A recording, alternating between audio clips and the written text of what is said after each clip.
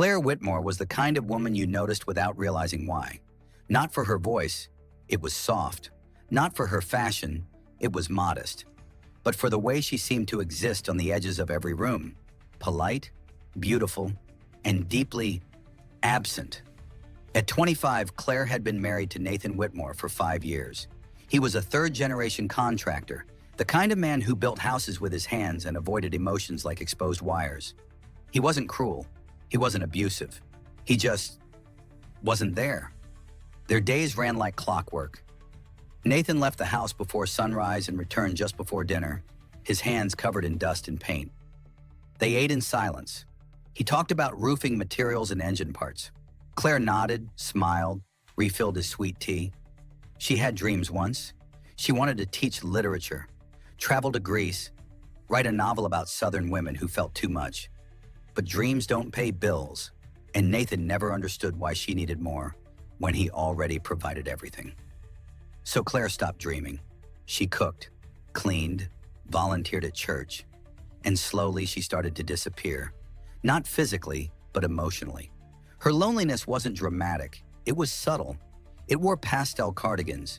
It said, "I'm fine," through a forced smile, and no one ever asked twice. Until the gala.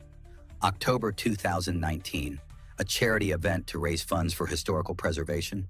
Claire's friend convinced her to go. Nathan was too tired. She went alone. And that night, she locked eyes with a man who saw her not as a wife or a waitress or a shadow, but as a woman. Judge Raymond Delacroix was an institution in Charleston. For over 40 years, he sat on the bench with a gavel in one hand and the town's respect in the other. He was sharp, elegant, always in a pressed suit, even in retirement. He had dined with governors, eulogized senators. People didn't just respect Ray Delacroix, they feared him. But retirement left a void. The courtroom was gone. The power, diluted. His wife, Judith, barely spoke anymore. He missed being relevant. He missed being wanted. So when Claire Whitmore entered the gala that night, timid, radiant, out of place, Ray noticed, and something stirred inside him. They spoke by the hors d'oeuvres table. She apologized for being underdressed. He told her she lit the room better than any chandelier. She laughed. It had been months since anyone made her feel interesting. He asked what she did. She said she used to want to teach. He said, "There's still time." It was innocent, at first. Ray invited her to volunteer at the Charleston Heritage Foundation, where he served as honorary chairman. She accepted. It was something to do. Their meetings became weekly, then bi-weekly. He'd take her to lunch, introduce her to art dealers, teach her about the city's history. He made her feel smart, heard, important, and he knew exactly what he was doing. For Claire, it was a light in a long gray tunnel. But for Ray, it was a game, a revival, a pursuit of youth, disguised as mentorship. By December, their conversations lingered. By January, his hand brushed her and didn't pull away. The judge who once ruled over felons now ruled over her time. And Claire, starved for affection, didn't know she was already in too deep. January 2020, the first kiss happened in Ray's private office, behind antique bookshelves and mahogany doors. Claire didn't stop it. She didn't want to. For the first time in years, someone looked at her like she was wanted. Not tolerated, not background noise. She convinced herself it was harmless. No one would know. It would fade. But it didn't. Instead, it bloomed. Secret lunches became weekend getaways. Ray rented a loft 2 counties away. There, Claire wore red, drank wine, said things out loud she'd never dared to say before. He called her his salvation. She called him Ray, but with every kiss came a leash. Ray became possessive. He monitored her schedule, questioned her friends, grew jealous when Nathan so much as smiled at her. He started saying things like, "You don't belong in that house anymore. I gave up everything for you. When will you do the same?" Claire tried to slow things down, but Ray didn't take rejection well. He'd threaten her. "You think Nathan won't find out? You think your church friends won't see those photos I have?" The man who once whispered poetry now sent text messages filled with rage. Claire was trapped, not by force, but by fear, and worse, by guilt. She knew it was wrong. She knew it was dangerous, but she had no idea how much darker it would become. By February 2020, the affair between Claire and Ray had gone from thrilling to suffocating. What once felt like freedom now wrapped around her throat like a velvet noose. Ray's affection twisted into obsession. He began showing up outside her home unannounced. He left gifts in her mailbox. Sometimes notes on her windshield that read, "You belong with me. You know it." At first, Claire tried to pull away gently. She stopped responding to messages. She skipped volunteer events. She told him she needed space. But Ray didn't take no for an answer. When the soft words stopped working, the threats began. "If you don't leave him, I will, and I'll take everything with me. I've got messages, photos. You think your husband won't burn your life to the ground?" Claire's world began to close in. She couldn't eat, couldn't sleep. Every knock on the door made her flinch. Every phone vibration made her chest tighten.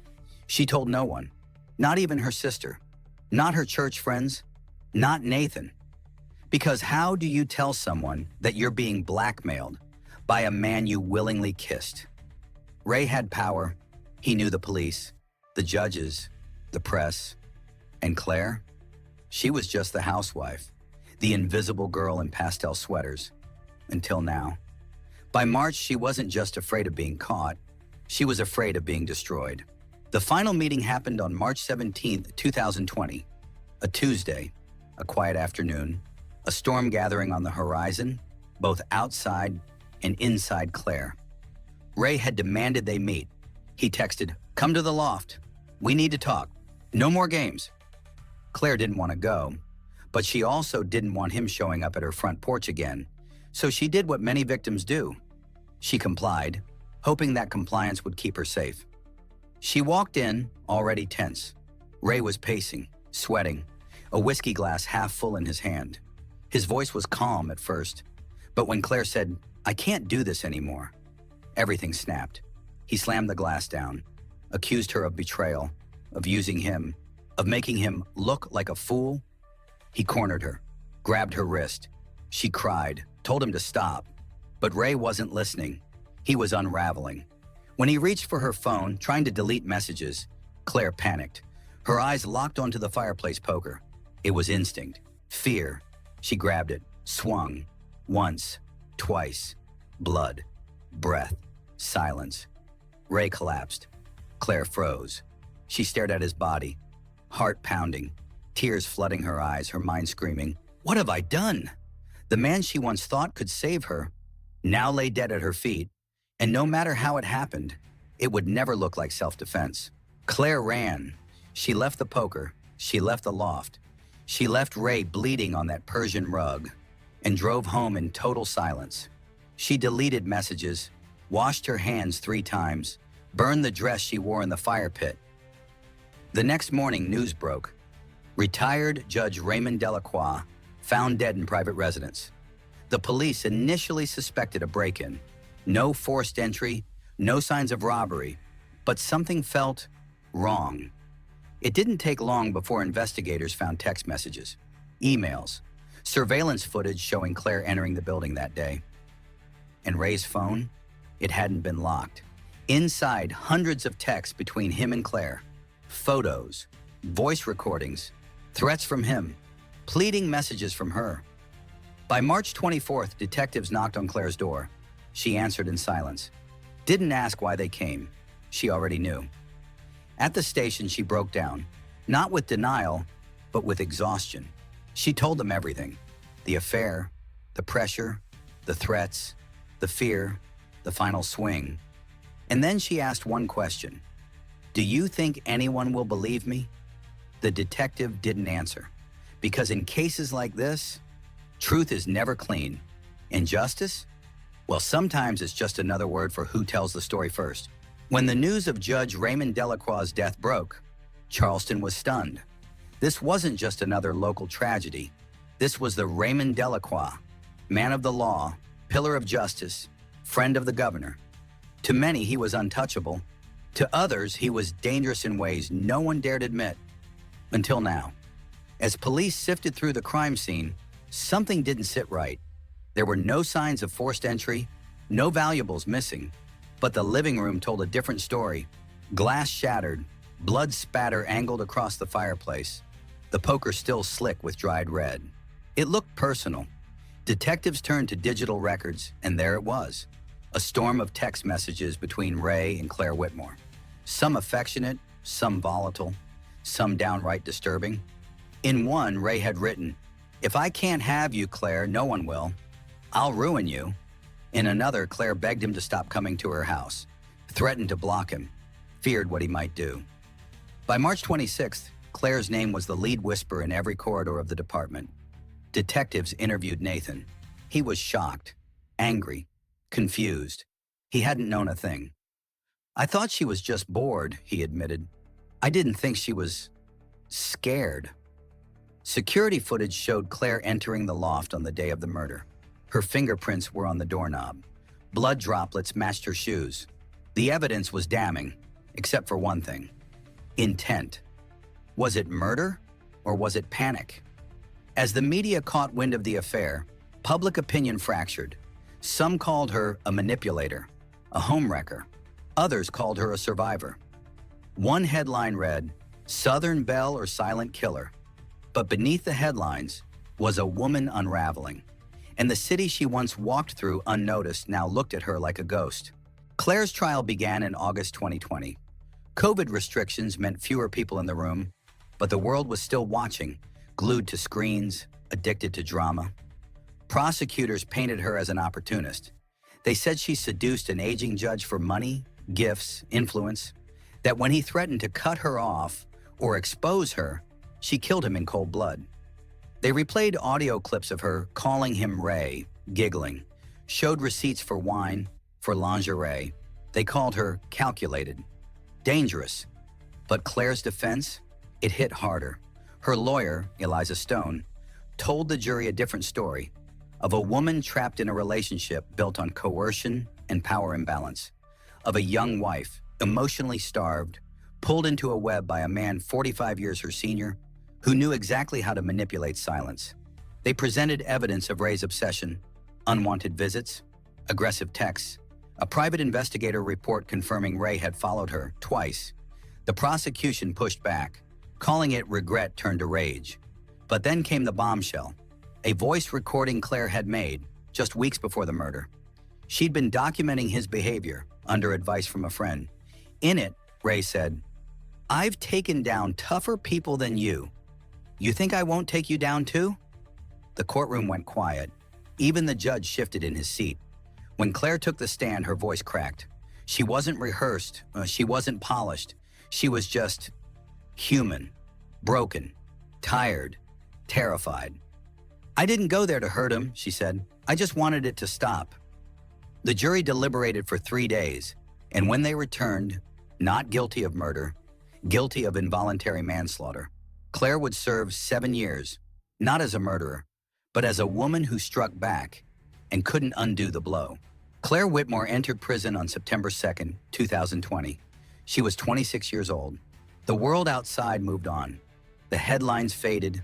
The city returned to brunches and board meetings. But for Claire, time didn't pass.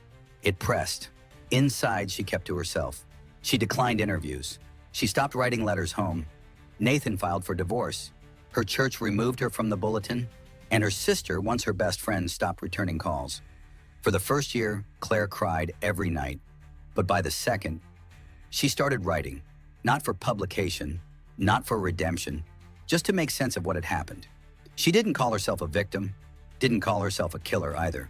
She called herself something else, a woman who loved the wrong man and forgot how to say no before it was too late. 7 years, that's what the court gave her. But the sentence she lives with, it's in every mirror, every headline that still exists online, every whisper from those who never knew the full story. Claire will walk free someday, but she'll never really be free. Because in the end, some prisons don't have bars. They have memories. And this one, she'll carry for life. Years will pass. Claire Whitmore will eventually walk out of that cold steel gate, a little older, a little grayer, marked by time not on her skin, but in her soul. She may get a second chance, a job, a small apartment, maybe even peace. But the world will never forget who she once was, and she'll never forget what it cost her to say yes when she should have said no, to stay silent when fear whispered louder than reason. Raymond Delacroix, judge, mentor, predator, lies buried beneath a marble headstone, his legacy split in two: the public hero and the private terror. His family mourns a man they thought they knew, and Claire lives with the truth no obituary dared print. This wasn't a story of a scandalous affair gone wrong. It was a story of imbalance, of how one person's power, when mixed with desire, can suffocate another's freedom. We often think abuse looks like bruises, but sometimes it looks like compliments. Sometimes it wears a tailored suit, and sometimes it calls itself love. Claire didn't fall for a man. She fell into a pattern, one that starts with being seen, then slowly becomes being owned. The warning signs, they weren't loud. They were quiet: possessive texts, unwanted visits, the guilt she felt every time she tried to leave. This story reminds us that not all cages have bars. Some are built from promises, from threats, from the fear of being exposed in a world that's quicker to shame than to understand. So if you're watching this and something feels too familiar, if someone in your life makes you feel small, unsafe, controlled, you are not weak for wanting to be loved, but you are worthy of love that doesn't demand silence in return. And if you're standing at a crossroads like Claire once did, ask yourself this: if I don't leave now, what will I become if I stay? Because the scariest tragedies aren't the ones we watch from afar. They're the ones we live through quietly, until it's too late to scream.